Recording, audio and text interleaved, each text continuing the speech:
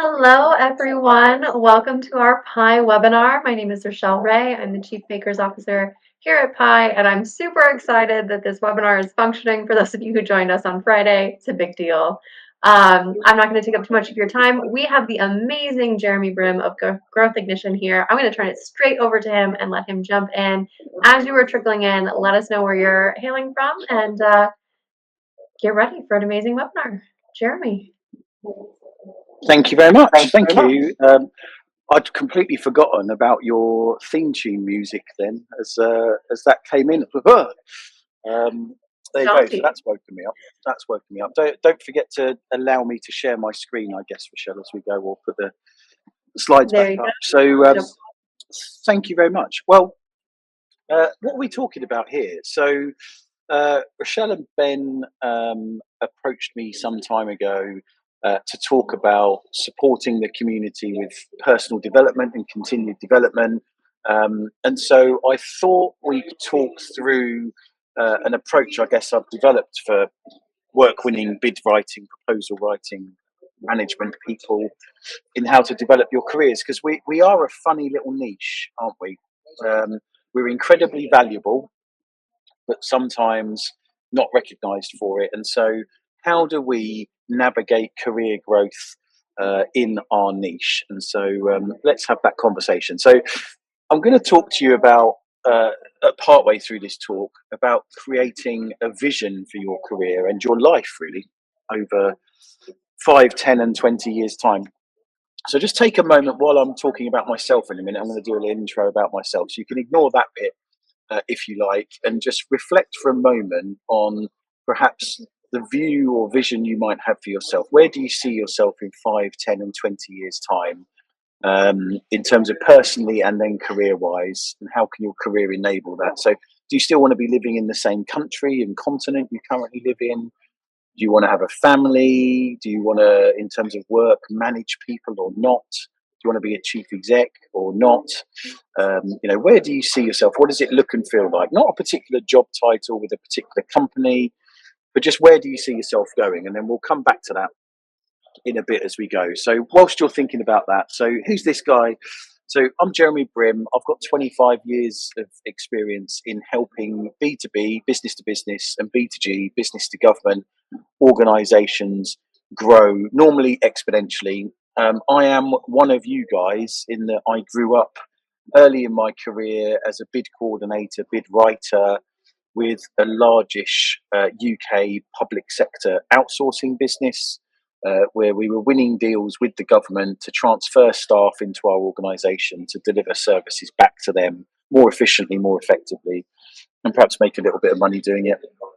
I was really lucky to grow up through that and further on into my career, working with a bunch of people who are a bit further on in their career, who went on to be really successful, and they took me with them. So, funnily enough, actually, 6:30 this morning UK time. So I'm joining you from the UK, Leamington Spa in the Midlands, in England. But this morning I had a call with the guy who was my work dad all the way back then when I was wet behind the ears, 21-year-old. Who put it this way, he's done all right. He was calling me this morning from his super yacht in Hong Kong Harbour that's parked next to his other super yacht. And so how did he do that as a bidding, he was a bid leader, work-winning lead. How's he created value, and how am I on a similar journey? Perhaps I'm 10 years behind him. I don't know whether Hong Kong's for me. It's a bit too humid.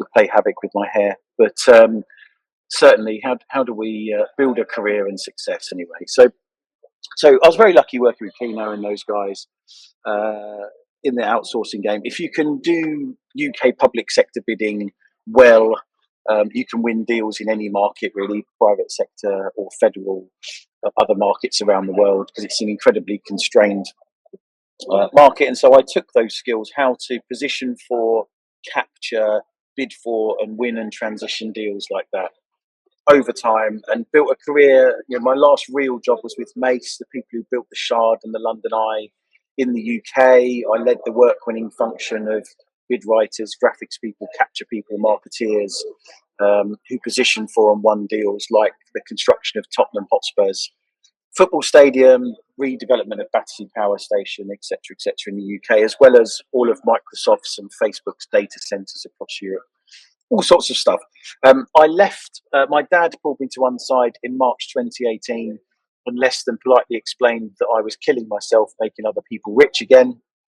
I've got a bit of a track record of doing that, really. And he was right. I ended up on type 2 diabetic as a result of my poor diet and lack of exercise, stress, all of that kind of stuff. And so he challenged me to start my own business and create a life for myself. And my wife did a similar thing where we've created an environment where we do a lot more of what we're good at and what we enjoy doing. And so I spend all of my time now working with businesses to design their work winning processes end to end, how they grow their business through market research, business planning, marketing, but particularly key account management, capture, bidding, and then client experience, and what their processes should look like, their performance environment, roles and responsibilities, leading us to today's subject really about humans, people, and how we get performance from them. And then I train their people or provide digital learning assets for their people to make sure that they go and execute and deliver on that over time. So what we're going to be talking about today, so it's about building careers for you guys. So we're going to talk about where bidding fits in the growth operating model. We're going to talk about kind of corporate career planning if you're working for a big or medium-sized business. How is it meant to work? And then how do we game it? How do we do better? So creating a vision direction for yourself, as we've touched on, we'll come back to. I'll touch on some things to think about for yourselves in terms of the value that you create for your employers or one day perhaps for your own business.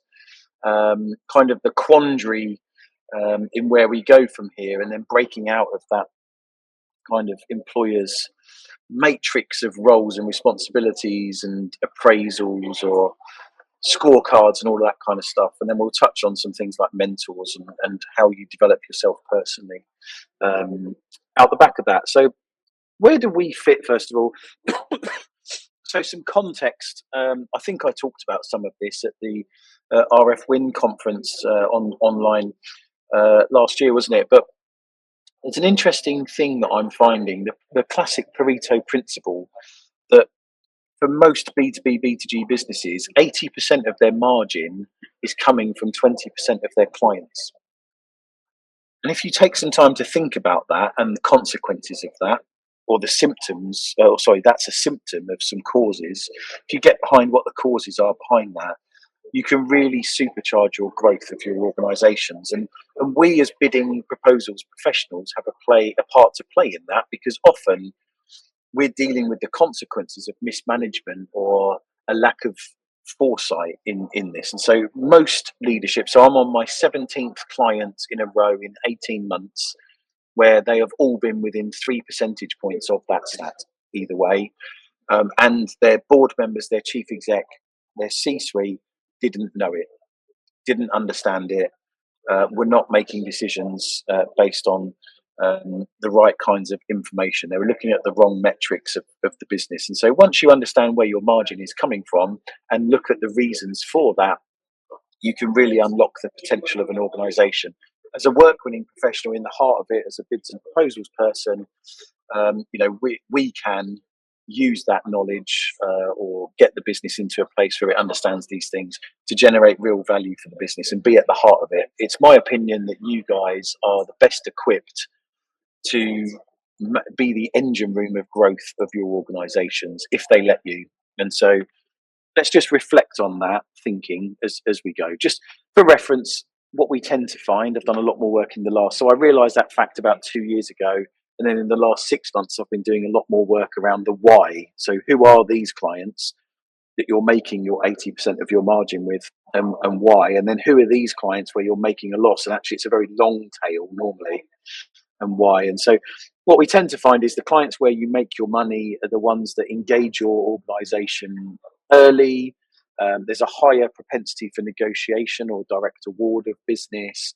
They enjoy you helping them shape their thinking and their specification.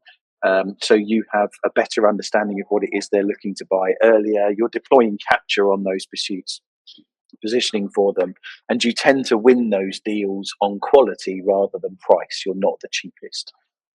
You might have a couple of clients, a few clients that are rising stars or falling stars in the next sort of view, and then you have a massive tail that goes off the screen of one-hit wonders or clients that deliver smaller pieces of work and not a high quantum of them. And the reality is, it costs you the same amount to secure a client with a one-hit wonder project or piece of business down here as it does to secure the first piece of business with a client who could be a repeat business client off into the future, and a good client to work with. We tend to find that there's some other attributes, if you look into it, that your staff enjoy working with these clients more. They see more development opportunity. Their well-being is better. Their their staff and the client satisfaction scoring is higher. Whereas down here in the tail, your staff generally don't like the clients' people so much. They're difficult to work with. Their sites are less accessible. The work isn't in your sweet spot, and so you're stretching it a bit, so they feel under pressure, etc., etc. So businesses are self-fulfilling prophecies. It's trying to tell you something. The data of the business is trying to tell you something. So what is it, and how do we steer the ship? So, albeit you might hear the term funnel, which is actually more of a North American term than we find here in Europe, but it's quite right that B2B, B2G businesses operate a funnel. So you're taking opportunities, through from identify, so you know something exists, to position, so you're shaping the opportunity with the client, getting ahead of the tender. You do a bid, no bid, go through the proposal to negotiate or a competitive tender, through deal close and then into delivery. What we find is that high performing organizations have so just for reference, 500 people a month in the UK, and I'm sure the stats are similar in the States. 500 people a month search for bid writing training or a variant of that term, proposal writing training, tender writing training. 500 people a month. Only 50 people a month in the UK search for capture management at all. So capture is a bit more mature on the east coast of the States, but in reality, most people are not positioning for deals effectively. They're generally not doing decent client account management. I've just come from a meeting with a client actually, where I've taken their pipeline data, sorted it better, put a pivot table on it, and showed them who are the clients that touch their pipeline most, and therefore what they should plan around in terms of unlocking opportunity in their pipeline. Almost nobody really does that, believe it or not, but particularly the real source code in the funnel of where success comes from is a properly market research business plan that shows where the money is going to be with who, and that have repetitive programs of work off into the future. If we can, as bidding professionals, play a part in driving the business to get some foresight, get some insight into where the work is going to come from off into the future, we can then get ahead of opportunities. We can plan around clients. And so what I'm saying is that we want your life as a bidding professional to be about just putting the ball in the net, being or in the hoop, I guess, if it's basketball. So how do we get to a place where you're always going to win those competitive tenders, or ideally, actually, we're turning the dial up on levels of negotiated work?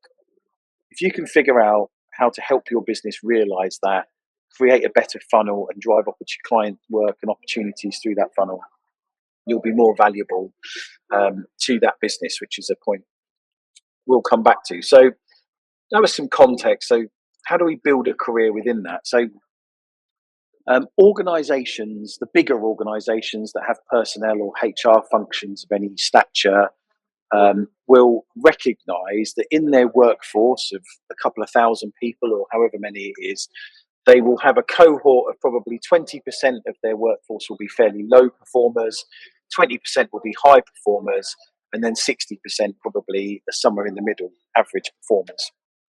And so the harsh reality is, if you're a business owner or leader, you're trying to figure out who the low performers are and manage them out of the business.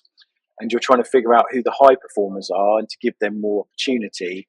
And then you just try and keep your average performers happy and let them bumble along. So first point of principle, you need to understand which bracket you're in and why. I commented on a LinkedIn post this morning. Somebody did a LinkedIn post about kind of emotional intelligence in leadership, being more human as a bid team leader in how you engage with your staff, take them on the journey, support them, etc. And there is a harsh reality. You guys, people I tend to find members of Pi tend to be pretty high performing people. It's quite interesting. The people that I know that are in this community are people that I would trust with my bidding life. Perhaps some other communities aren't so lucky in this discipline, but you do find that you guys are here because you're looking for development. You're looking to really push it, whereas most people in the bids and proposals game have fallen into it. There are very few people who have it as an intentional career path, as some organisations are looking to help improve, and we should. And so that means, that's what I commented on the LinkedIn post this morning, you get adverse selection, and therefore you have a higher proportion than normal of people in our discipline who shouldn't be in it and are not high performers because they can't be, because they're in the wrong job. They've fallen into it. And so if you're a bid team leader, you need to think about that, because there's probably people in most businesses in the bid function who need to get off the bus and go and do something else. They're not having a pleasant time and they feel stressed because they're in the wrong job. And so it's a harsh reality. Some people might not like me saying it. It doesn't stop it being fact, though. So figure out where you are in this, or where you want to be, and then we can do some thinking about how we turn up the dial on that. So you do really need to think about, where are you in your career, and then we can think about where you want to go. So as I said, think about, for you, with your family, with your partner, your wife, your husband, what do you want your life to look like in 5, 10 and 20 years time? I do this exercise with board members. I coach board members. I'm a non-exec for 5 high growth businesses. I work with the boards of some £1 billion turnover construction businesses in the UK, and often I find myself in a quiet corner over a coffee saying to execs, you just need to take a step back here and think about where you want your life to go. Your career is an enabler to your life. It shouldn't be the other way around. Most people get that back to front. Most people in life bumble along through their career, without much vision or direction, and they wake up towards retirement in their 50s or early 60s and realise they didn't really have a hand on the tiller in terms of their direction, and it has impacted their life. They've worked too hard. In effect, they've been killing themselves making other people rich, as my dad said to me. So be a little bit careful what you wish for. If you don't have a vision and don't set a direction for yourself, you'll wake up in the wrong place in 20 years' time. So if you can set that North Star, where am I going, we can then build a plan. You can draw a dotted line backwards from that long-term vision, and it colours your decision making. It informs your decision making. You can go for certain jobs or promotions. You can put yourself forward for things. You can develop yourself in certain areas. You can learn. If you want a job where you are a line manager and you're not currently one, you can go and do some personal development in that space. If you don't want to be a line manager, you don't need to worry about that.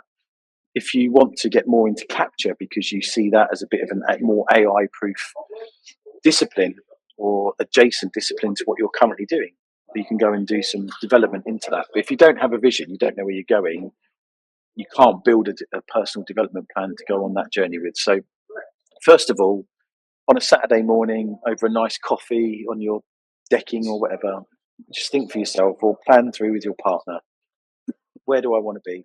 Where do I want to go? And then you've got some direction. You need to try and find along that journey roles or businesses for yourself that have a good balance. So people talk about work-life balance. I've seen an old article that does the rounds about Jeff Bezos saying that it's more of a circle than balance. And we suffer in the bidding game with the old pizza party brigade of hero types, all action hero types who sort of work all hours. And I see Rochelle doing a lot of great content about burnout and all that kind of stuff. It doesn't have to be that way. If you have a properly orientated funnel that's led by market research and data, with good work going on ahead of tenders, you don't need to work late nights so much. You know where the effort's going to be. So try and find yourself in businesses and in roles, or build yourself a business that creates the right kind of balance in terms of it plays on your strengths, gives you the opportunity to show how you can create value, has the right environment for you to operate within, and provides the right level of enjoyment in terms of the types of work that you're doing. So we should be trying to orientate ourselves towards roles where we can get the right balance of these things. So I'm not sure that's quite about work-life balance, but it's about creating the kind of environment in which you want to operate in. So another point I made, I've done a blog post that relates to this talk actually, that will go out on Friday by email.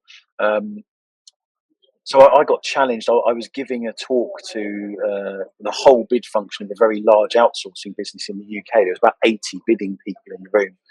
And, someone said to me in a Q&A, the business hasn't paid for any training for us. No one's developing us. And so I said, look out that window, mate. Do you see that Maserati out there? Do you think I got that by waiting for people to train me and do my development for me? Or do you think I figured out how to create value for my employers and for clients and just asked for a share of that value in return?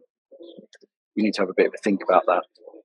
So I'm quite stern with people that say things like that. Yes, your businesses should be developing you. Yes, they should be.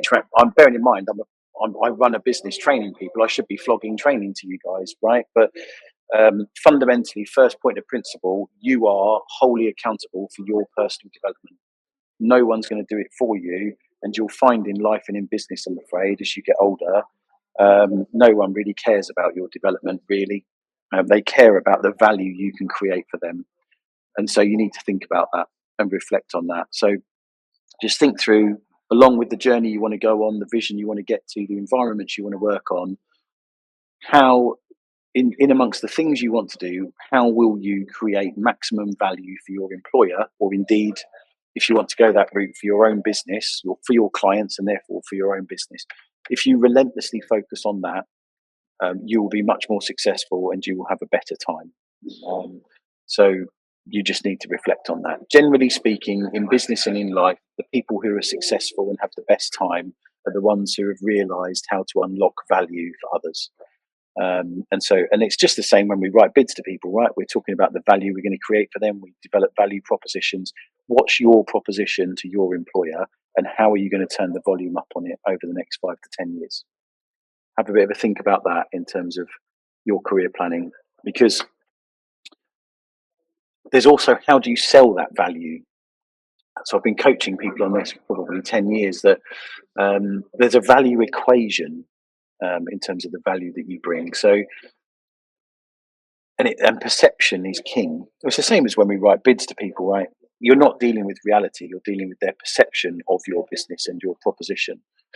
So it's the same for us individually. So yes, there's value that we create, but that's multiplied by the perception of that value. So you will be remunerated more, paid more, and you will be promoted more and faster the greater the value you create and the greater the perception of that value. So professional sports people, basketball players, American football players, soccer players, the ones that are paid the most have the greatest perceived value to their organizations. They bring the biggest shirt sales, the biggest ticket sales.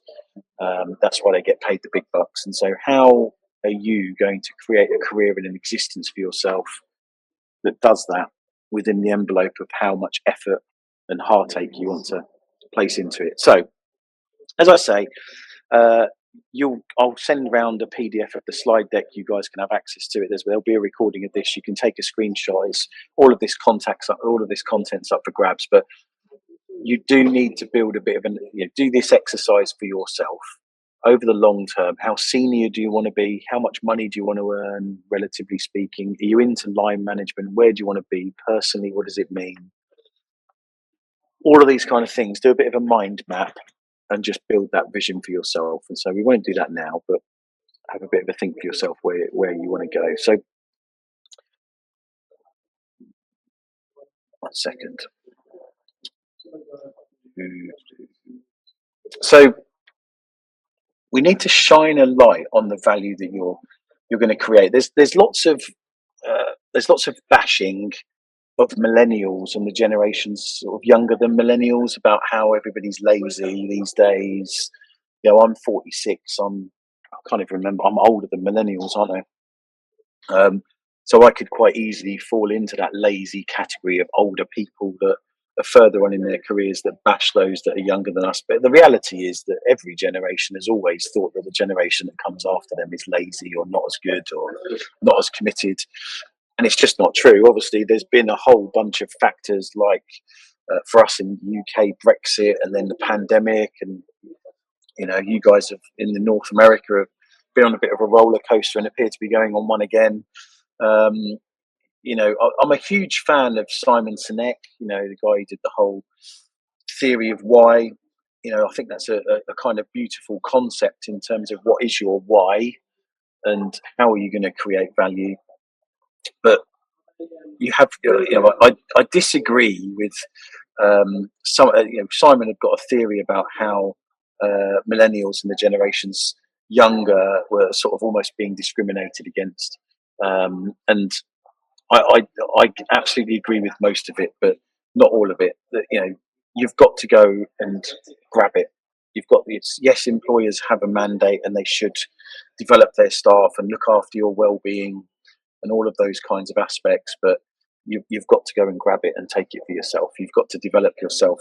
You've got to bring that value. And so it's absolutely up to you, how you're going to do that. So companies tend to have an operating model, particularly bigger companies with clearly defined roles and responsibilities.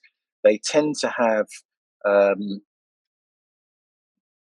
competency matrix and those kind of things that they use to score you at an appraisal. So you probably have each year a set of objectives set for the year, and you probably have an appraisal at the end of the year that measures you against whether you've met those objectives. And we all are guilty as line managers, in reality, when they get towards the end of the year, they know they've got a certain bonus pot.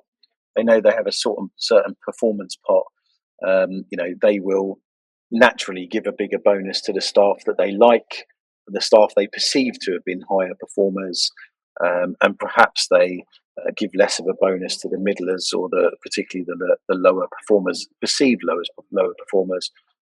There is a perception in bigger businesses that you've got to climb a ladder. You're operating in this kind of matrix. You're stuck in this kind of operating model that you've got to do certain things to meet a criteria to take the next step and get that promotion. And it's almost like a production line.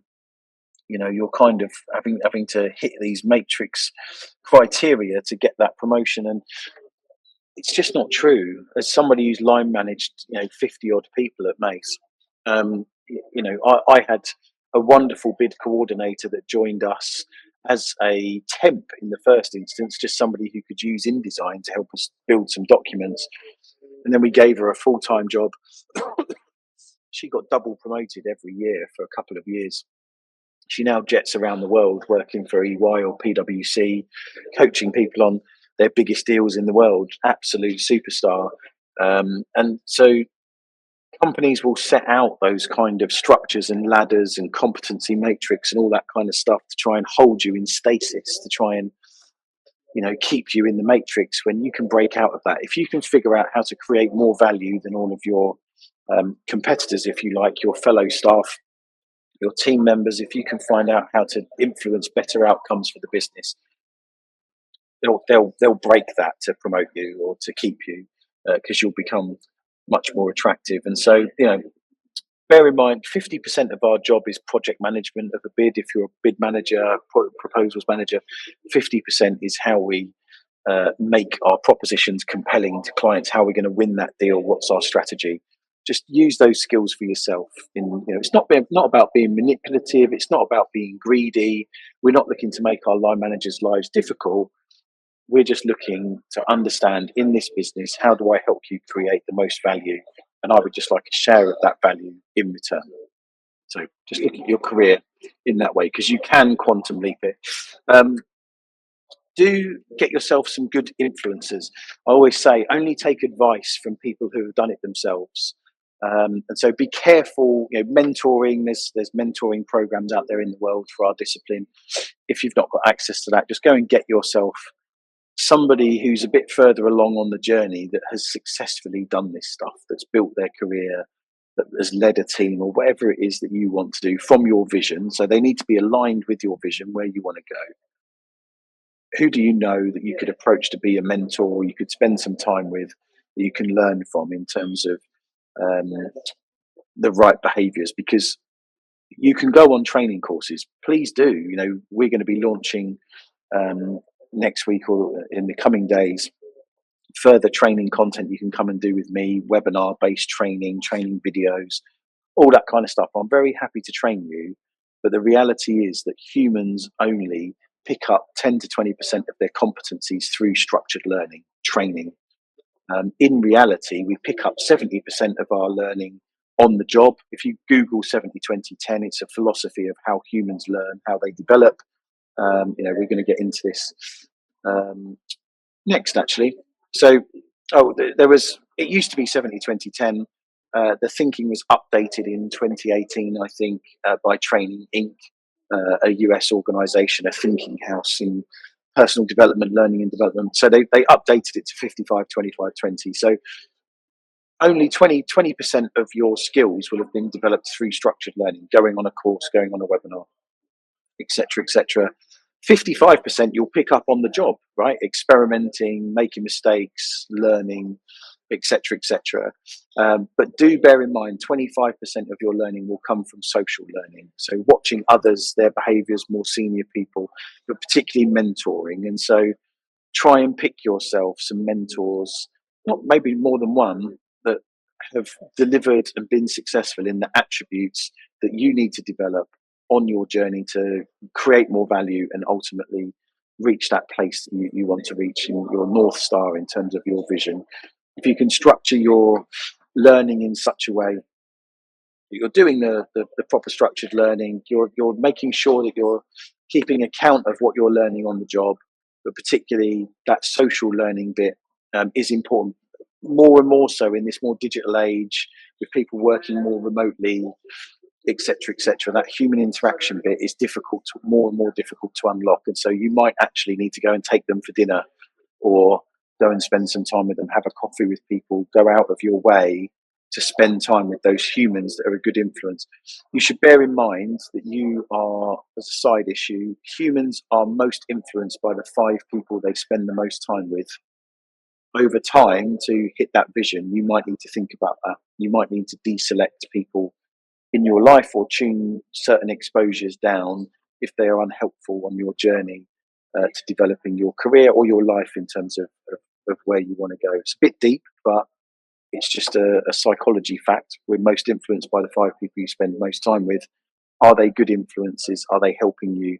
Are they building your confidence in your career? So have a bit of a think about that. So my friend Darryl Woodward actually did a really helpful LinkedIn post that I've stolen, and it's going out in my blog post on this, in terms of professional development. As I say, kind of backing me up. It's not about training and certification.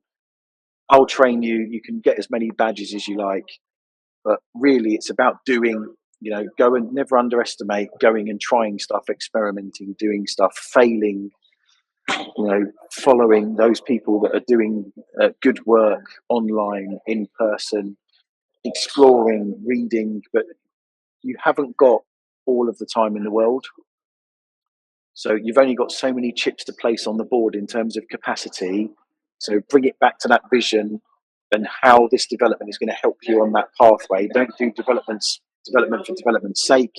Don't read books you don't need to read. If it's not helping you on that journey towards your vision, deselect it. Focus on the stuff that's going to help you create more value. But do get into those podcasts. I've got the biggest podcast in the world in this stuff, the Red Review with me.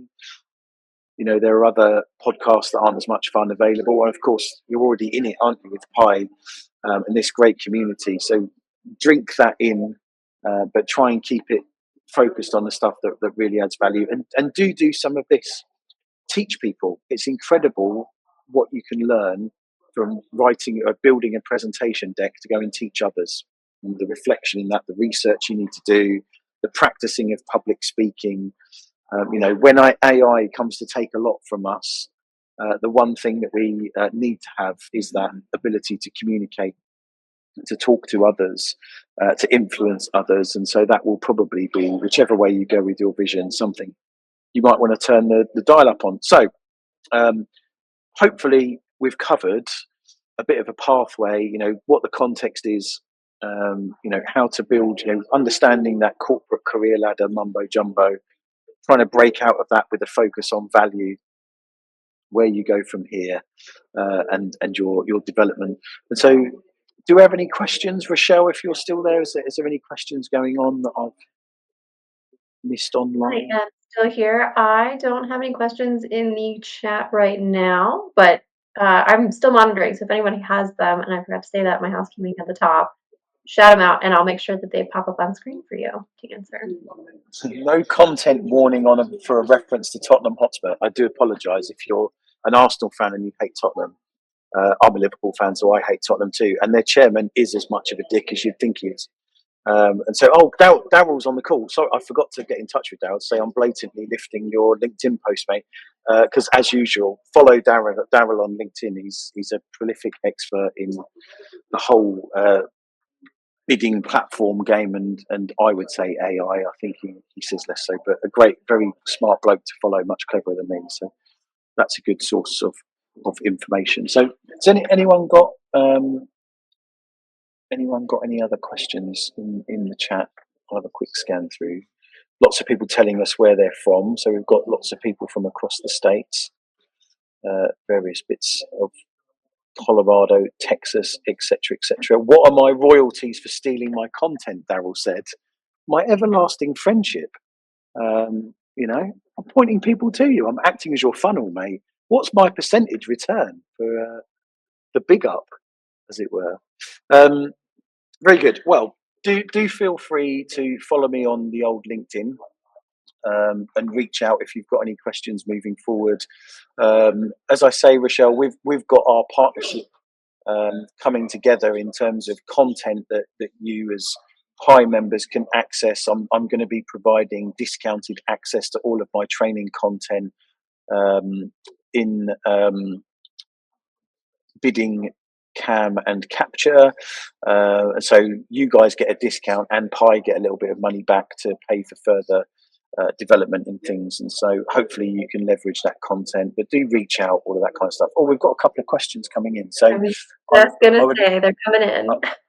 No worries. Oh, thank you. So Melody, I would love to see a robust list of job titles for growth in proposals. So that's kind of the career ladder kind of stuff, right? So yeah, that's really quite interesting, because you could go and have a look. Actually, Bid Solutions, who are a recruitment contract staffing business in the UK, released their salary survey recently, and I believe they're going to be publishing the results of that in the next month or so.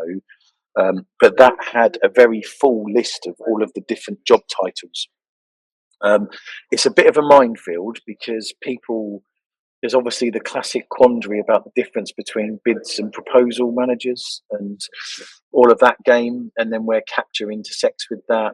I don't know whether Martin, who owns Bid Solutions, absolutely got it right. Actually, he consulted with me on some of it in advance, and I don't know whether I fully agreed, but that certainly gives you a runway of the sort of list of jobs going up. What we didn't really talk about in the presentation, of course, is that you might not want to stay in bids and proposals forever. I know of 3 chief of staffs for 3 large corporates, one of which is one of the world's largest management consulting businesses, who used to be bidding people. And of course, you guys, obviously, I recognise the Pi community are big into AI.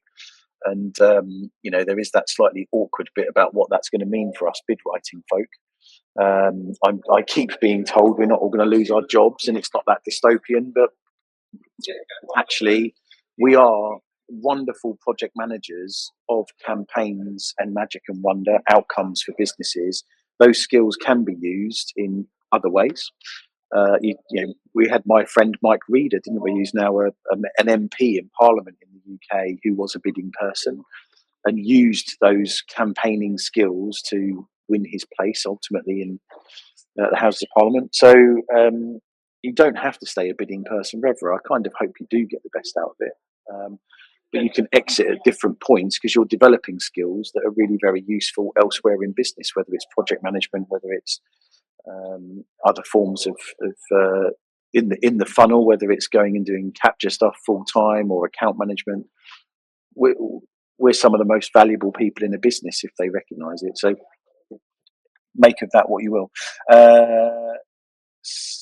In terms of developing goals, how do you envisage those for your career, considering how rapidly our industry is changing and how differently our industry and roles could look in 5 to 10 years, especially with these things like AI and most recent developments? So I'll tell you the truth.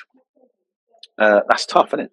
So put it this way, I'm developing a property portfolio alongside my core businesses because I'm business planning for my core business to be dead in 5 years because of that. I don't know whether people will want to be trained in bid writing in 5 years' time. Now, I'm told that's a bit dystopian and a bit, probably a bit over the top, and that's probably correct. But it might be 10 years' time, it might be 15 years' time. But I've got a 3-year-old kid, I've got a mortgage to pay, I've got to business plan on the worst case scenario and then be hopefully joyously proven wrong when people continue to pay me loads of money to train them. So make of that what you will, but it is incredibly challenging. I feel very sorry for people with kids that are trying to help them form, careers guidance and where their careers can go, because it's an ever moving feast, isn't it? So, however, if you focus logically, if you focus on creating the maximum value for your employers or for your business, you can't go too far wrong. That might mean that you need to transition to being the world's best prompt engineer. It might mean that you transition towards being more of a capture person than a bidding person and get upstream of opportunities. But in your vision, AI is clearly going to be a disruptor, and then make of that what you will. But I can't tell you the answer. It's going to be a personal thing as to where you go from here. So what will be the effect of AI and proposal? Oh, we just covered that one, I think, the AI point. So yeah, AI is going to be a disruptor. You've got to figure out with your attributes the type of work you want to do, how you want your life to be in the future. What's the best route to navigate through that? I'm afraid, and there's no straightforward answer. It's an interesting time in that space. Any more? Any other questions? I don't see any coming in, but we'll give people just another minute. I just wanted to tack on to that AI thing because something we talk about a lot at Pi, and we have heard like, oh, it'll be at least 10 years before AI can like mimic your brand tone of voice and actually understand it. There will still be a need for almost like a steward of the AI. Like, yes, you'll be able to push a magic button in the future and it will spit out a beautiful draft, but at some point there will need to be a human in the loop to inject something, whether that's client insights from sales capture. I'm going to be optimistic. I cycle through doom and gloom and dystopian and sunshine, but I'm going to be a techno optimist today and say that we are going to evolve with the technology and it's moving fast, but adoption in a lot of industries is moving slow enough that I think we'll have time to figure out where we fit in alongside it. Yeah, and there's also how do we use these wonderful tools to help us, and how the time that releases, so there'll be a better level of insight. So using those kinds of tools for research, for instance, or for helping you write your exec summary or whatever it is. If it takes you 10% of the time something would have taken you, what are you going to do with that 90% of the time to add value to the business? And drive that on. You'll get somewhere with that, I think. If you just sit back, it's the same as my point. My key point here: no one's going to do that development or that decision making or that build that vision for you. No one. To be honest, it's a bit like that Gary Vaynerchuk stuff. no, everyone worries about what people think of them. No one really cares. No one's thinking about you. They're thinking about their own problems, and so they're not really thinking about your development. It's your problem, and what AI does to your career is your problem. Absolutely. I don't see any other questions coming in, so I'm going to say, Very good. Jeremy, thank you so much. This was amazing. Yes, we're going to be sending out more information about the Pi and Growth Ignition partnership, so keep an eye on your inbox for that. And yeah, you'll be seeing a little bit more of Jeremy around in the Pi community. Thank you very much, gang. Very best of luck with it. Do follow me on LinkedIn and all that stuff. And then you won't Fantastic. We'll press send head out me. links for that as Apologies. well. Very good. Thank you very much, everyone. Thank you. Thanks, everyone.